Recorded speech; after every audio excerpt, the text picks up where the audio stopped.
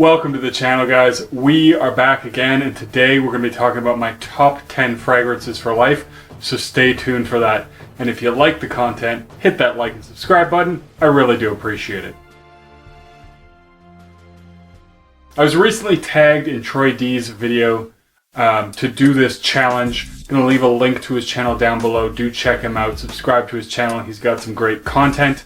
And I thought this would be an excellent opportunity because I am actually in the process of moving. I did manage to safely get over to Canada, safe and sound. And I'm going to be moving from here to Victoria. And I want to trim down my collection because it's very frustrating bringing this many fragrances all over the place. So I probably will bring a little bit more than 10 after trying this challenge, but these 10 are definitely in the top of the top list that I am going to be bringing with me for sure. So for this list, this is designer, this is niche, it's a mix of everything. So these are just some of my favorite fragrances of all time that I like to wear. Gonna be bringing these with me. And without further ado, let's get into the list. So something, of course, that I would want is an easy wear, something I can put on anytime I want, and I chose Acqua di Gio Profumo. This is a really great daily wear. It's a casual fragrance. It can be dressed up more formally. It's very versatile, very mass appealing. So I really do like this sort of salty sea breeze vibe that this one gives off. It's very fresh, and it's something that is just easy to wear in any situation. Really do enjoy this one. It is still probably my favorite, although I do like Profondo. I will say the performance, at least from my experience so far in Profondo, is not that great. This one is a good performer. Easily will last me all day. I spray this one on before work and it will last the whole day for me. So I really do like that about it. Plus it does have a really nice smell. So that is definitely going on the list. Now I decided next to pick out some summer fragrances. I personally actually tend to like heavier fragrances. So the warmer weather is not the best place for all of the fragrances that I really love, but there are some fresh summer fragrances that I do really enjoy. And one of them, a new release, Wood Neroli by Bulgari. This is a really nice wood neroli fragrance. So it has a very nice, fresh, kind of prickly neroli in the opening, and it does dry down into a nice woody fragrance. This one you can also find on discounters. I think I got this for $40, which I think is a good price for what it is. A lot of people compare this to Neroli Portofino if you do like that. Although it has much better performance, this easily will last in that 6 to 8 hour mark. So very nice, fresh fragrance. Smells clean, smells inviting, and has that nice woodiness to give it a little bit of masculinity. This is definitely one that I want to wear in the spring and the summer. Next on the list is my summer champion, of course, and that is Terre d'Hermes Eau Très Fresh. Very happy with this purchase. This is a very nice bitter orange with a woody vetiver base. Now, unlike the other Terre d'Hermes lines, this one is a lot fresher. This one has no peppery note in it at all. That citrus, that bitter orange that you do get in the other flankers and the original is definitely amped up in this fragrance. So that is the centerpiece of this fragrance with the woody vetiver in the background. Over several hours, of course, this one does dry down to more of a woody fragrance with a little hint of that bitterness still left over. But ultimately, this one is a fresher fragrance. Great for the summer. My favorite from the line. Absolutely love this one. So had to put it on my list. Probably, at least for now, one of my favorite, if not my favorite designer fragrances. I just really love that fresh, bitter orange that this one has, and a little bit of that woodiness to really create a nice masculine fragrance. Beautiful fragrance. If you haven't checked it out, I definitely recommend this one for the spring and the summer. I almost thought I would never be saying this. I almost thought this would never happen, but I do, of course, have a Creed fragrance on this list. I'm not a huge Creed fan, but they do have some great fragrances. I can't deny that fact. One that I really love from them, Viking. This is a great fall winter daily wear fragrance. It's bold, it's a little bit fiery, it's spicy. It has a mint note in it that I really enjoy as well, that really plays off the bold spiciness quite a bit with this one.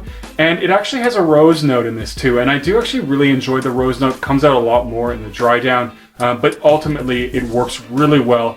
This is kind of like a more modern, masculine barbershop kind of fragrance. Definitely has that sort of feel to it with the spiciness, and I really enjoy this one. I know it's gotten a lot of hate, but this is definitely an amazing fragrance. and I got this one at Costco for an amazing price. So of course, those people who do have Costco memberships, they do often get Creed fragrances in, often for a very good price. I also saw Royal Water on there for $90, which is absolutely crazy. I'm kicking myself for not buying it because, you know, for 90 bucks, I will try the blind buy on that one because it just sounds great. But anyways, really enjoy this one. Fall, winter, daily fragrance, office wear, formal wear for sure. And this is just one I absolutely love. So this has got to go on the list.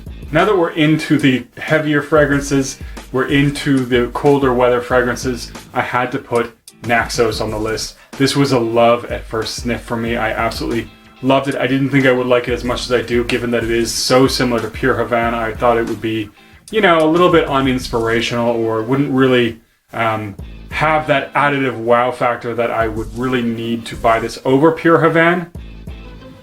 But it's just so smooth, so well blended. The projection, the performance is great for the winter. It's a really, really gorgeous tobacco fragrance, and I enjoy this one a lot. And I have to say, the bottle is absolutely gorgeous as well. Personally, and I do, of course, say this is a great idea for people that want to improve or increase their collection without spending a ton of money, is that you can run splits. I split this bottle, and I sold 60 ml of this one, so I got it for a very good price. And you know what, 40 ml for me is going to last me probably 2-3 years. This one is very, very strong, so I don't have to go heavy with this one. I really only go about 2 sprays. I know that makes me a little bit more of a conservative sprayer, but that's just the nature of the beast for me. I don't really want an overpowering fragrance. I want something that, you know, definitely people will get whiffs of, but I don't need to really announce to everybody around me that I'm wearing a fragrance, and I don't need it to be something that just drowns out everything else. Now, of course, if you're going outdoors, you're going to a club or something, then you might want to go heavier. But for me, typically when I wear this one, I'll be going 2 sprays. So gorgeous fragrance. If you like honey, if you like tobacco, if you like Pure Havana, give this one a shot. Absolutely gorgeous rendition, blended very masterfully, and of course, the presentation is stunning.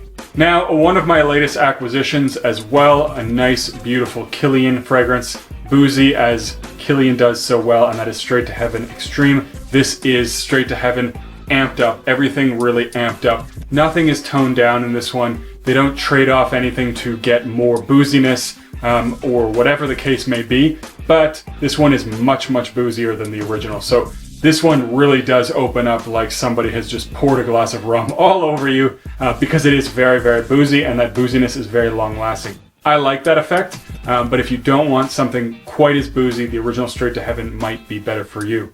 There is also the amped up dried fruits in this one, which I really like. It adds a nice sweetness, and of course that's blended with a nice woody backbone. So this is a very nice fragrance. I think it's definitely a better rendition than the original Straight to Heaven, although that one is also a gorgeous fragrance. And I could even see having both of them, especially with the limited production of this one. But the main reason and the biggest thing I like about this one is that the performance is much better. Now, I have worn Straight to Heaven a bunch of times, and I will say, you know, I get between that 4 to 6 hour mark before it gets quite faint, and it isn't one that projects a lot.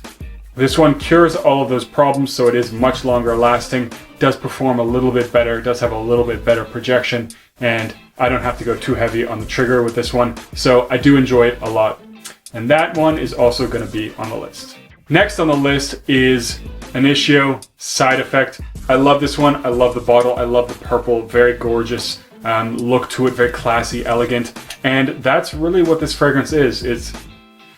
It's this beautiful, sweet tobacco fragrance, and the tobacco is just adds this little bit of sharpness that tones down the sweetness, because it is quite a sweet fragrance. And this one has, I believe, cinnamon in it, which adds a bit of spice, and something about it, definitely during the opening, gives me a bit of an orange crush vibe, which I actually really enjoy. So I do really like this one a lot. It was definitely a hard choice between this one and Fan Your Flames, but I ended up going with this as my choice. It's absolutely great, absolutely amazing performance. So again, this is another one that I don't go too heavy on the trigger. It does last a long time. It is a beast mode fragrance, so it is best for the winter and also the fall. Definitely because of how sweet it is. I think this one is an amazing tobacco fragrance, and if you like your sweet tobacco fragrances with something a little bit different, I would recommend Side Effect. So of course, this list has to have some kind of leather heavy fragrance, and for me, if you watch my channel, you probably already know which one it's gonna be, and it's Ombre Leather by Tom Ford. I love this one. This is the fragrance that made me like leather fragrances. Wasn't a big fan of them before this one, but this one just smells so nice, so wearable. I think it's actually quite mass appealing for a leather fragrance. Most leather heavy fragrances, I feel, don't really play to a lot of people's tastes, and this one is just absolutely stunning. It has that sweet, smooth quality that dries down into a very nice, very suede-like fragrance. I like putting this one on with my leather jacket because it does go really well, but it's also one that I can see wearing in a formal occasion and definitely a fall, winter, and maybe even spring fragrance. But absolutely love this. If you haven't tried this one out either, of course, do check it out. Great Tom Ford fragrance, great leather fragrance. Now, of course, no list would really be complete without Spice Bomb Extreme. Love this fragrance. It's just spicy, it's sweet, and it works so well. I do get a little bit of this Coca-Cola gummy vibe, and I feel like that's a mix of the spices and the vanilla in this fragrance that gives me or triggers some kind of memory of those Coca-Cola gummies, but especially, in the mid portion is when I get that a lot, and it is obviously really nice. This one opens up very peppery, very heavy on the spices, dries down into a nice, sweet, sensual, vanilla heavy fragrance. So this is a sweet, spicy fragrance done very well. And of course, it's a gorgeous fragrance and has a very cool bottle as well. So, I mean, people have spoken about this one and the original quite a lot, and with good reason. They're two fantastic fragrances, but in either case, I'm going with Spice Bomb Extreme. The last one on the list, of course, I had to have something gourmand, and this one may or may not surprise you too much because you know what? I did not pick Italica. I went with Rosé all day. Absolutely love this one. This is the apple pie fragrance. Especially when you compare it to things like Ouajan, which I like a lot. I own Ouajan, but it doesn't really give off the strong apple pie vibe that this one has. This one has apple crisp as a note, so you get this really, really rich apple crisp vibe in the opening. There's also plum, which adds a nice, interesting dimension, and I do get only a little bit of the rose, and I'm quite happy about that. I like the fact that the rose is not too amped up in this because it would work not very well, in my opinion, having too much rose in this fragrance because it is very gourmand and it is very, very sweet and thick, and the rose kind of would throw it off, but it does have a little hint of that rose in there for me, and really only in the opening and a little bit in the mid.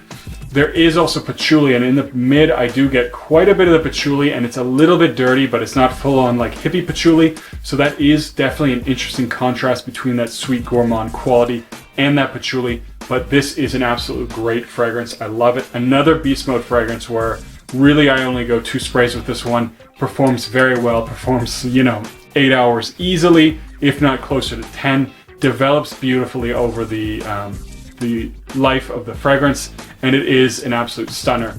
So I do really like this one, and of course gourmands are my favorite category, so I had to have one, and this is the one that I went with. Anyways, guys, that is my top 10 list. Probably bring a few other fragrances. For example, love my Aquatica. It is a clone of a Rolfa, and it has better performance. Really amazing freshie. And of course, I gotta have something from Kerosene, so I would take Blackmail, although I might take Unknown Pleasures. We'll see. There will be a few fragrances on there that I take with me that are not on this list, but these ones definitely coming with me. Anyways, guys, leave a comment down below. What 10 fragrances would you bring with you if you could only bring 10? And as always, don't forget to like and subscribe, and I'll see you guys in the next video.